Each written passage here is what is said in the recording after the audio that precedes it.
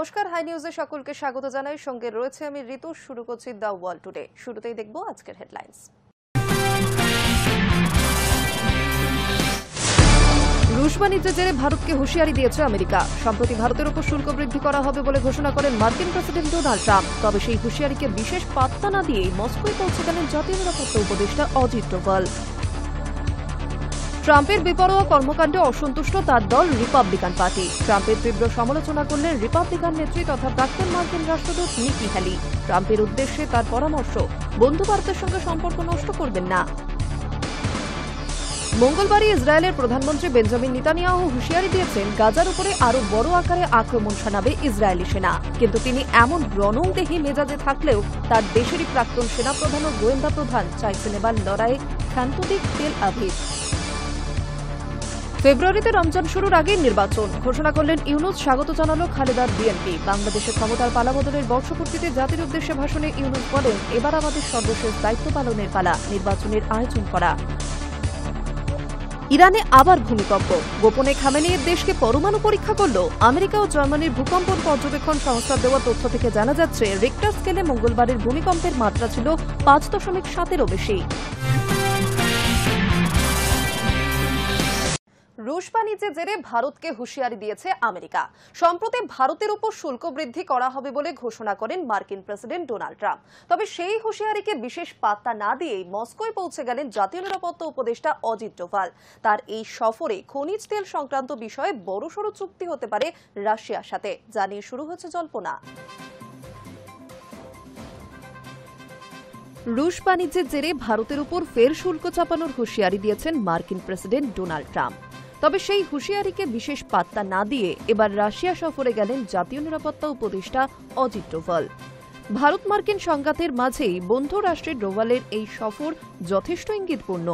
মনে করা হচ্ছে ট্রাম্পের হুঁশিয়ারির পাল্টা হিসেবেই এই সফরে খনিজ তেল কেনা নিয়ে বড় চুক্তি হতে পারে রাশিয়ার সঙ্গে। মঙ্গলবার একটি সংবাদ মাধ্যমকে দেওয়া সাক্ষাৎকারে মার্কিন প্রেসিডেন্ট ডোনাল্ড ট্রাম্প বলেন, আগামী 24 ঘণ্টার মধ্যে ভারতের উপর শুল্ক বৃদ্ধি করা হবে। সেই ঘোষণার পরই মস্কোয় পৌঁছে গেলেন জাতীয় নিরাপত্তা উপদেষ্টা অজিত ডোভাল। মঙ্গলবার রাতে ডোভাল মস্কোয় পৌঁছেছেন। রাশিয়া ও ভারতের মধ্যে কূটনৈতিক সম্পর্ক আরও জোরদার করার লক্ষ্যেই ডোভালের এই মস্কো সফর। কারণ সাম্প্রতিক অতীতে ভারত রাশিয়া বাণিজ্যিক সম্পর্ক নিয়ে যেভাবে ভারতকে নিশানা করে একের পর এক আক্রমণ শানিয়েছে আমেরিকা, ফলে এই সফর অত্যন্ত তাৎপর্যপূর্ণ। সূত্রের খবর, সফরে রাশিয়ার ঊর্ধ্বতন নিরাপত্তা ও প্রতিরক্ষা কর্মকর্তাদের সঙ্গে রুদ্ধদ্বার বৈঠক করবেন ডোভাল। বৈঠকে আঞ্চলিক স্থিতিশীলতা, সন্ত্রাসবাদ দমনের মতো বিষয়ে আলোচনা হতে পারে। চলতি মাসের শেষের দিকে বিদেশমন্ত্রী এস জয়শঙ্করের রাশিয়া যাওয়ার কথা রয়েছে। প্রসঙ্গত, রাশিয়ার কাছ থেকে নয়াদিল্লির তেল এবং অস্ত্র কেনা নিয়ে যার পণ্যায় অসন্তুষ্ট আমেরিকা। গত বুধবারই ভারতীয় পণ্যের উপর 25% শুল্ক আরোপ করার কথা ঘোষণা করেছিলেন মার্কিন প্রেসিডেন্ট ডোনাল্ড ট্রাম্প। পাশাপাশি রাশিয়ার কাছ থেকে তেল এবং অস্ত্র কেনার জন্য ভারতকে জরিমানাও দিতে হবে বলে জানিয়েছিলেন তিনি। আরও এক ধাপ সুর চড়িয়ে সোমবার ভারতকে সরাসরি শুল্ক হুমকি দেন ট্রাম্প। সেই হুঁশিয়ারির কড়া প্রতিক্রিয়া দিয়েছেন নয়াদিল্লিও। সোমবার রাতে ভারতের বিদেশ মন্ত্রকের তরফে জানানো হয়, রাশিয়া থেকে তেল কেনা নিয়ে নয়াদিল্লিকে বারবার উদ্দেশ্যপ্রণোদিতভাবে নিশানা করছে আমেরিকা এবং ইউরোপীয় ইউনিয়ন। এটি শুধুই অন্যায্যই নয়, অযৌক্তিকও। High news network.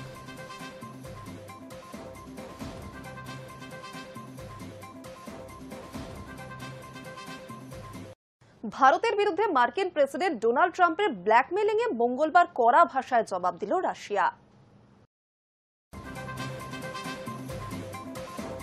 ভারতের বিরুদ্ধে মার্কিন প্রেসিডেন্ট ডোনাল্ড ট্রাম্পের ব্ল্যাকমেলিংয়ের মঙ্গলবার কড়া ভাষায় জবাব দিল রাশিয়া।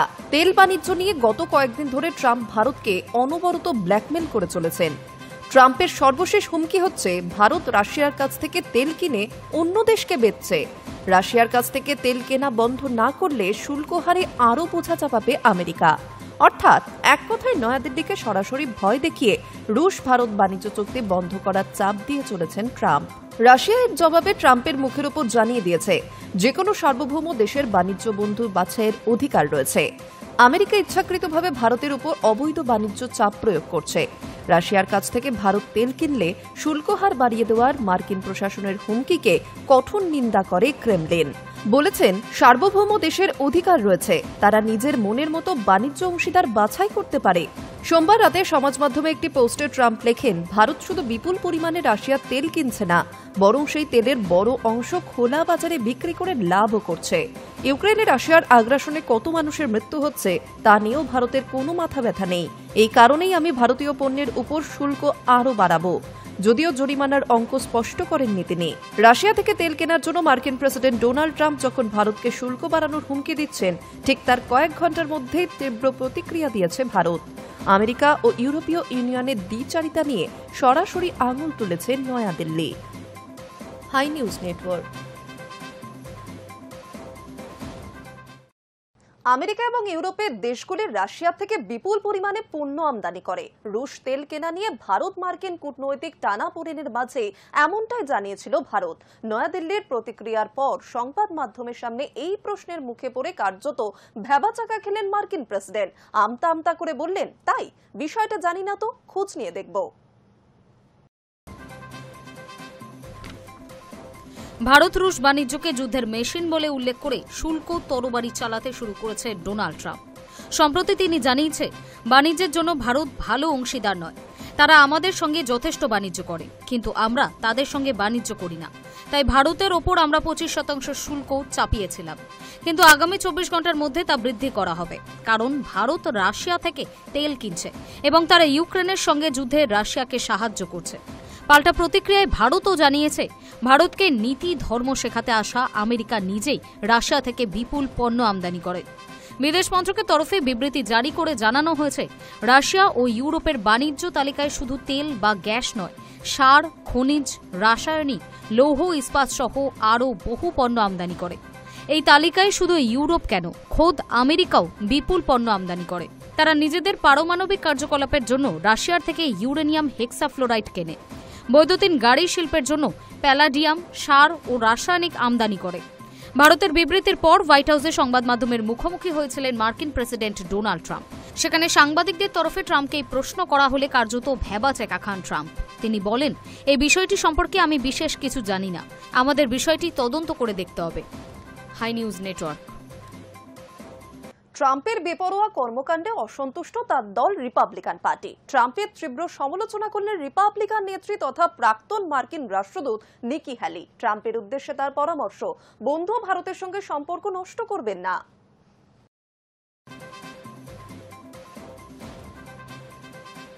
রাশিয়া থেকে তেল কেনার জেরে ভারতের উপর বাড়তি শুল্ক চাপানোর হুঁশিয়ারি দিয়েছেন মার্কিন প্রেসিডেন্ট ডোনাল্ড ট্রাম্প। দুই দেশের কূটনৈতিক সম্পর্ক টালমাটাল। ট্রাম্পের এমন বেপরোয়া কর্মকাণ্ডে যার পণ্যায় অসন্তুষ্ট তার দল রিপাবলিকান পার্টি। এই ঘটনায় ট্রাম্পের তীব্র সমালোচনা করলেন রিপাবলিকান নেত্রী তথা প্রাক্তন মার্কিন রাষ্ট্রদূত নিকি হ্যালি। ট্রাম্পের উদ্দেশ্যে তার পরামর্শ, বন্ধু ভারতের সঙ্গে সম্পর্ক নষ্ট করবেন না। চীন ও ভারতের সঙ্গে একই আচরণ করা আমেরিকার জন্য একেবারেই ঠিক নয়। মার্কিন প্রেসিডেন্টকে উদ্দেশ্য করে সম্প্রতি এই ইস্যুতে সোশ্যাল মিডিয়ায় বার্তা দিয়েছেন ভারতীয় বংশোদ্ভূত রিপাবলিকান নেত্রী নিকি। তিনি লেখেন, ইউক্রেন যুদ্ধকে মাথায় রেখে ভারতের রাশিয়া থেকে তেল কেনা উচিত নয়, কিন্তু চীন যে আমাদের শত্রু এবং রাশিয়া ও ইরান থেকে সবচেয়ে বড় তেল আমদানির দেশ, তাদেরকে 90 দিনের জন্য শুল্কে ছাড় দেওয়া হয়েছে। চীনকে ছাড় দেওয়া কোনোভাবেই উচিত নয়। এই প্রসঙ্গে ভারত ইস্যুতে তার আরও পরামর্শ, ভারতের মতো শক্তিশালী বন্ধুদের ভারতের সঙ্গে সম্পর্ক নষ্ট করা কোনোভাবেই কাম্য নয়। উল্লেখ্য, সম্প্রতি রাশিয়া থেকে তেল কেনার জন্য ভারতকে হুঁশিয়ারি দিয়ে ট্রাম্প জানিয়েছেন, বাণিজ্যের জন্য ভারত ভালো অংশীদার নয়, তারা আমাদের সঙ্গে যথেষ্ট বাণিজ্য করে, কিন্তু আমরা তাদের সঙ্গে বাণিজ্য করি না। তাই ভারতের উপর আমরা 25% শুল্ক চাপিয়েছিলাম, কিন্তু আগামী 24 ঘন্টার মধ্যে তা বৃদ্ধি করা হবে, কারণ ভারত রাশিয়া থেকে তেল কিনছে এবং তারা ইউক্রেনের সঙ্গে যুদ্ধে রাশিয়াকে সাহায্য করছে। এর আগেও সোশ্যাল মিডিয়ায় ট্রাম্প বার্তা দিয়েছিলেন, ভারত রাশিয়া থেকে বিপুল পরিমাণে তেল কিনছে, সেই তেলের বেশিরভাগই তারা খোলা বাজারে বিক্রি করে মুনাফাও কামাচ্ছে। রাশিয়ার লাগাতার হামলার জেরে মৃত্যুপরিতে পরিণত হয়েছে ইউক্রেন। ইউক্রেনের মৃত্যু মিছিলে আদেও রুশ বন্ধু ভারতের কিছুই এসে যায় না। ট্রাম্পের এই মন্তব্যের পরই কড়া প্রতিক্রিয়া দেয় ভারত। বিদেশ মন্ত্রকের তরফে একটি বিবৃতিতে বলা হয়, রাশিয়ার সঙ্গে ইউক্রেনের যুদ্ধ শুরুর পর বেশিরভাগ সামগ্রী ইউরোপমুখী হয়েছিল। তাই রাশিয়া থেকে তেল কেনা শুরু করে ভারত। শুধু তাই নয়, সেই সময় বিশ্বের জ্বালানির বাজার স্থিতিশীল রাখতে আমেরিকায় রাশিয়া থেকে তেল কেনার জন্য ভারতকে উৎসাহিত করেছিল। আমেরিকা এবং ইউরোপীয় ইউনিয়ন যেভাবে লাগাতার ভারতকে আক্রমণ করে যাচ্ছে তা অযৌক্তিক বলেও আখ্যা দিয়েছে ভারত। আমেরিকাও তাদের প্রয়োজনে রাশিয়ার সঙ্গে বাণিজ্য করে। তারা তাদের পারমাণবিক শিল্পের জন্য রাশিয়া থেকে ইউরেনিয়াম হেক্সাফ্লোরাইড কেনে, আবার বৈদ্যুতিক গাড়ি শিল্পের জন্য প্যালাডিয়াম, সার এবং বিভিন্ন রাসায়নিকও তারা রাশিয়া থেকে আমদানি করে। ভারত যে জাতীয় স্বার্থের কথা মাথায় রেখেই ভবিষ্যতে কাজ করে যাবে তাও ফের একবার স্পষ্ট করে দেয় নয়াদিল্লি। ভারত ও আমেরিকার এই কূটনৈতিক সংঘাত যে ভালো দিকে গড়াবে না তা আন্দাজ করেই এবার ট্রাম্পকে বার্তা দিলেন তারই দলের নেত্রী। Hi news network.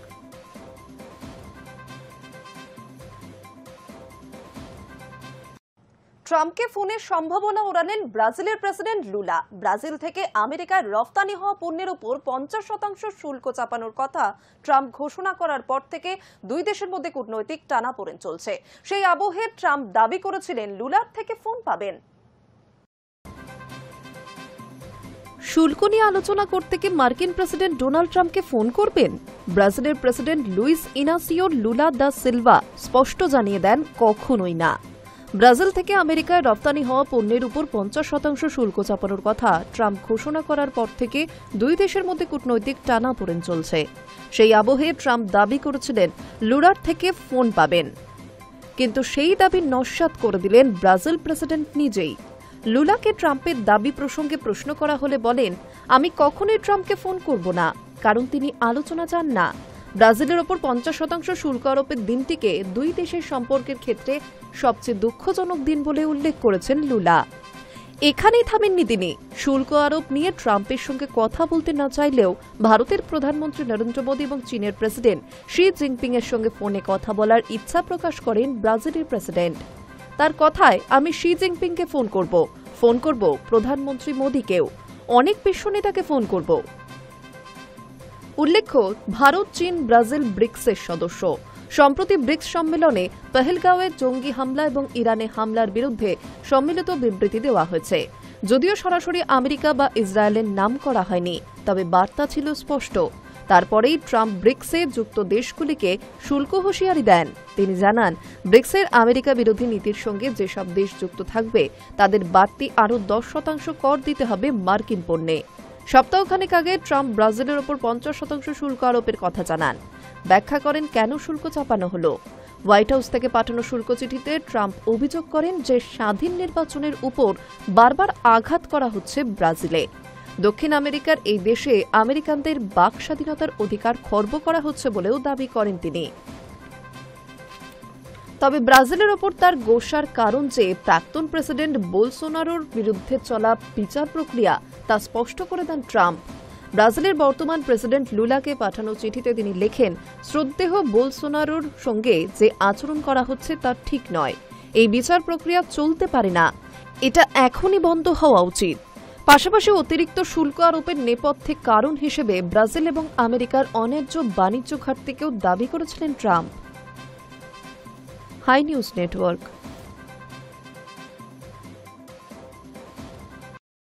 মঙ্গলবারই ইসরায়েলের প্রধানমন্ত্রী বেঞ্জামিন নেতানিয়াহু হুঁশিয়ারি দিয়েছেন, গাজার উপরে আরো বড় আকারে আক্রমণ শানাবে ইসরায়েলি সেনা। কিন্তু তিনি এমন রণংদেহী মেজাজে থাকলেও তার দেশেরই প্রাক্তন সেনাপ্রধান ও গোয়েন্দা প্রধান চাইছেন এবার লড়াই ক্ষান্ত দিক তেল আবিব।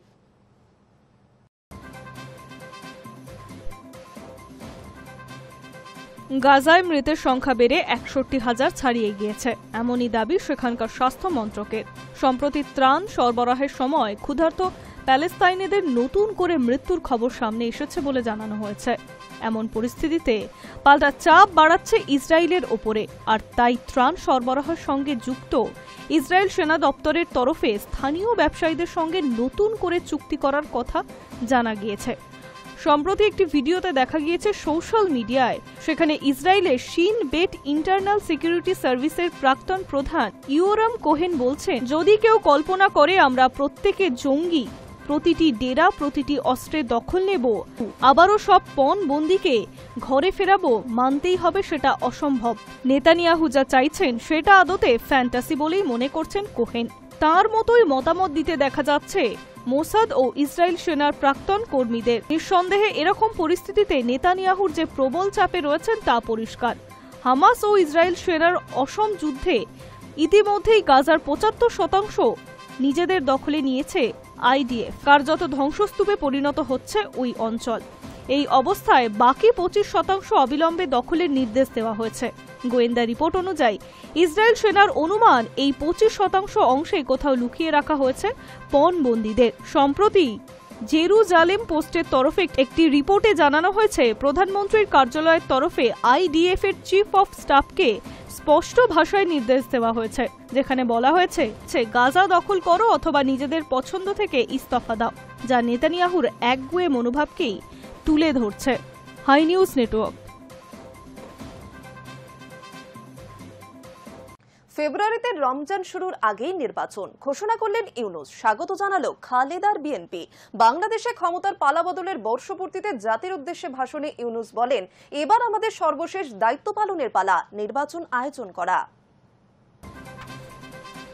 মঙ্গলবার রাতে জাতির উদ্দেশ্যে ভাষণে বাংলাদেশের অন্তর্বর্তী সরকারের উপদেষ্টা মোহাম্মদ ইউনূস জানালেন, আগামী বছর রমজান মাস শুরুর আগেই ফেব্রুয়ারি মাসে তিনি জাতীয় সংসদে নির্বাচন করতে চান। তিনি বলেন, 2026 সালের পবিত্র রমজানের আগে জাতীয় নির্বাচন আয়োজনের জন্য প্রধান নির্বাচন কমিশনারের কাছে চিঠি পাঠাব। গত বছরের জুলাইয়ের গোড়ায় শুরু হওয়া কোটা সংস্কার আন্দোলন এবং তার পরবর্তী বৈষম্য বিরোধী ছাত্র আন্দোলন এবং রক্তাক্ত গণ অভ্যুত্থানের জেরে গত 5ই আগস্ট বাংলাদেশে আওয়ামী লীগের সরকারের পতন হয়েছিল। বাংলাদেশ বায়ুসেনার বিমানে ঢাকা ছেড়ে ভারতে আশ্রয় নিয়েছিলেন তৎকালীন প্রধানমন্ত্রী শেখ হাসিনা।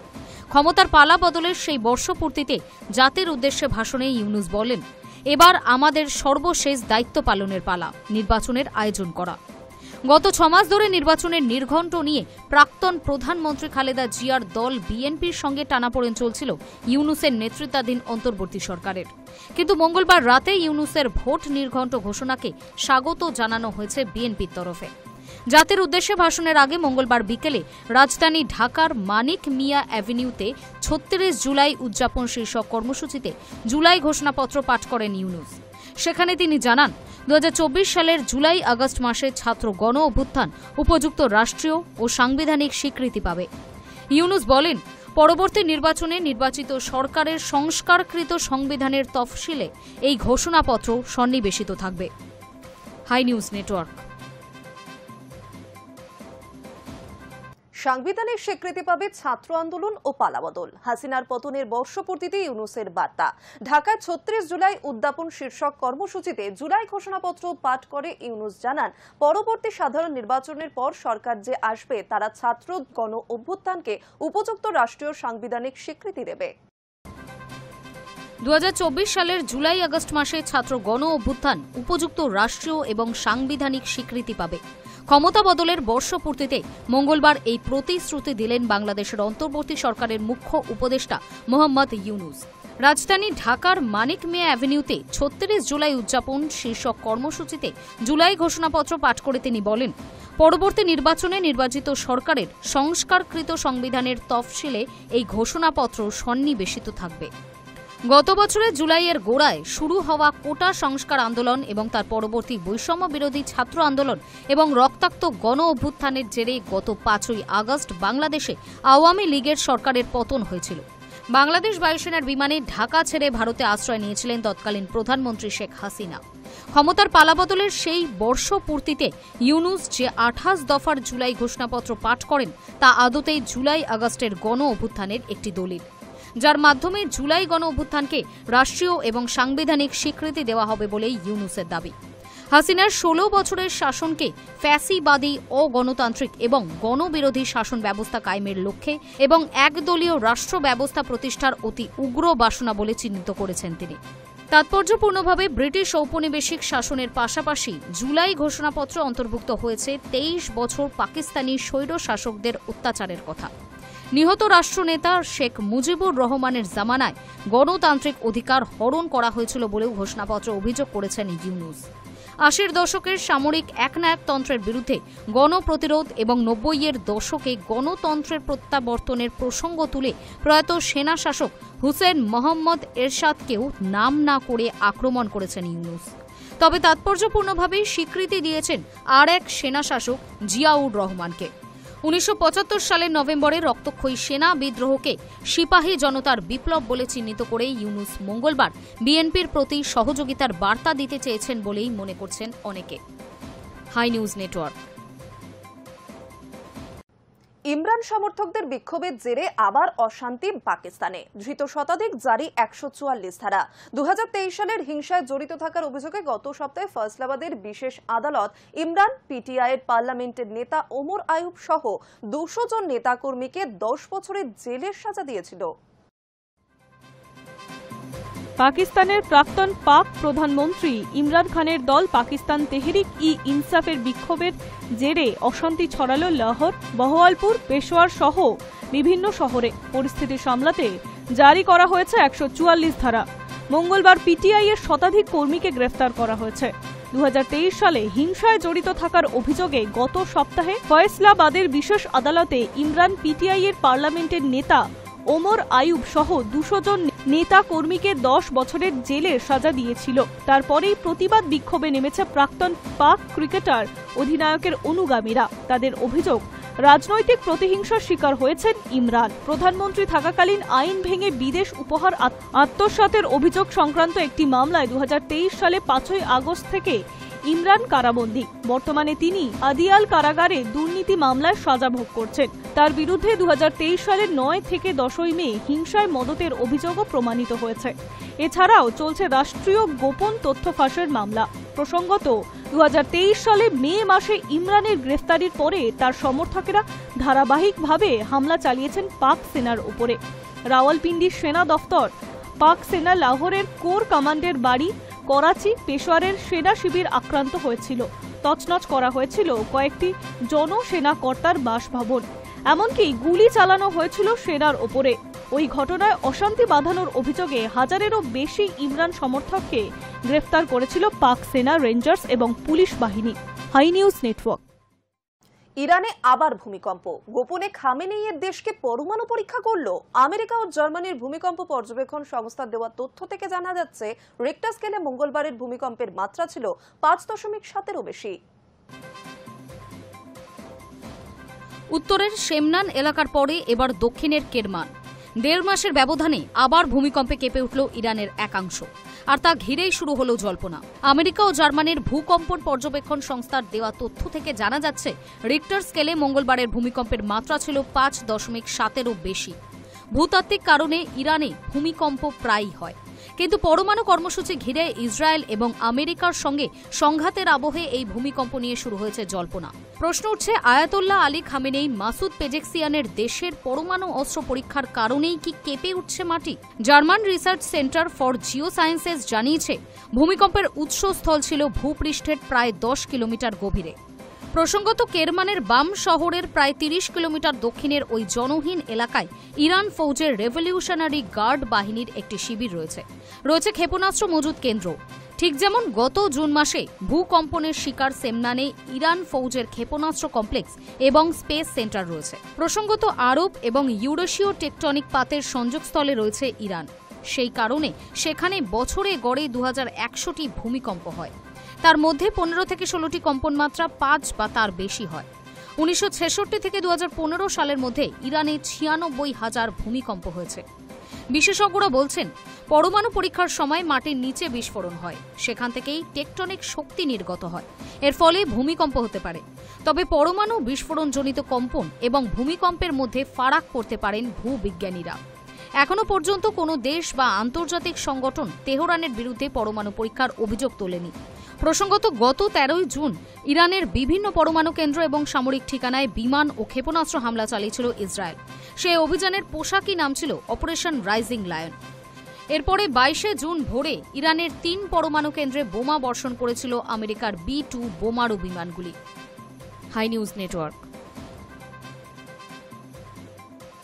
2035 সালে চাঁদে যাবে পাকিস্তান। তার আগে প্রথম পাক মহাকাশচারীকে 2026 সালে চীনের স্পেস স্টেশনে পাঠানোর পরিকল্পনা করেছে ইসলামাবাদ। কিন্তু চীনের ঘাড়ে ভর দিয়েই মহাকাশ অভিযান করতে চায় প্রতিবেশী দেশটি। 2035 সালে চাঁদে যাবে পাকিস্তান। তার আগে প্রথম পাক মহাকাশচারীকে 2026 সালেই চীনের স্পেস স্টেশনে পাঠানোরও পরিকল্পনা করেছে ইসলামাবাদ। কিন্তু এসবই আসলে পরশমৈপদী, অর্থাৎ চীনের ঘাড়ে ভর দিয়েই মহাকাশ অভিযান করতে চায় প্রতিবেশী দেশটি। কেননা পাকিস্তানের মহাকাশ গবেষণা সংস্থা সুপারকো এখনো পর্যন্ত স্বাবলম্বী হয়ে কোনো উপগ্রহই পাঠাতে পারেনি। সুতরাং নিজেদের ক্ষমতায় যে তা সম্ভব নয় তা ভালোই জানে পাকিস্তান। এমনিতেই পরমাণু গবেষণা থেকে প্রযুক্তি সবেতেই চীনই পাকিস্তানের ভরসা। এবার তারা মেড ইন চায়না হয়েই মহাকাশেও পৌঁছাতে চায়। চীন সফরে গিয়েছেন পাক মন্ত্রী আহসান ইকবাল। সেখানে বেজিং প্রশাসনের সঙ্গে বৈঠকের পরই সোমবার তিনি ঘোষণা করে দিয়েছেন পাকিস্তানের মহাকাশ গবেষণা সংস্থা সুপারকোর কাঁধেই দায়িত্ব পুরো অভিযানটার পরিকল্পনা করার। কিন্তু প্রযুক্তিগত সব সাহায্যই করবে চীন। ইকবাল আবেগঘন ভাষণে লক্ষ্য বেঁধে দিয়েছেন, যদিও পরিষ্কার হয়ে গিয়েছে চীন ছাড়া এক পাও এগোতে পারবে না তাদের দেশ। এ পর্যন্ত মহাকাশে পাকিস্তান 3টি কৃত্রিম উপগ্রহ পাঠিয়েছে, কিন্তু সেক্ষেত্রেও চীনা সাহায্যেই তা সম্ভব হয়েছে। এমতো অবস্থায় 2035 সালে চন্দ্রাভিযান এবং 2026 সালে পাক মহাকাশচারীকে মহাকাশে পাঠানোর লক্ষ্য সামনে রেখে উচ্চাভিলাষী হয়ে উঠছে পাকিস্তান। ভারত ইসরোকে সামনে রেখে মহাকাশে প্রতি মুহূর্তেই এগিয়ে চলেছে নতুনতর লক্ষ্য। পড়শি দেশ পাকিস্তানের অবস্থা ততটাই শোচনীয়। ভেঙে পড়েছে সেই দেশের অর্থনীতিও। ভারতের চন্দ্রাভিযানের পর পাক সাংসদ সৈয়দ মোস্তফা কামাল পাকিস্তানের পার্লামেন্টে দাঁড়িয়েই বলেছিলেন, গোটা বিশ্ব আজ চাঁদে চলে যাচ্ছে, অথচ আমাদের করাচির অবস্থা দেখুন, এখানে বহু শিশু আবর্জনার স্তূপে পড়ে প্রাণ হারায়। যেই মুহূর্তে ভারত চাঁদের বুকে পা রেখেছিল তার ঠিক 2 সেকেন্ডের পরই খবর এসেছিল আবর্জনা স্তূপে একটি শিশু মারা গিয়েছে। প্রতি 3 দিনে এই শিশু মৃত্যুর খবর আমাদের কাছে আসছে। এই পরিস্থিতিতে একগলা ঋণে ডুবে থাকা পাকিস্তান শেষ পর্যন্ত ভারতের সঙ্গে টক্করের ব্যর্থ চেষ্টায় এবার চীনের পিঠে চেপেই চাঁদে যেতে চাইছে। Hi news network.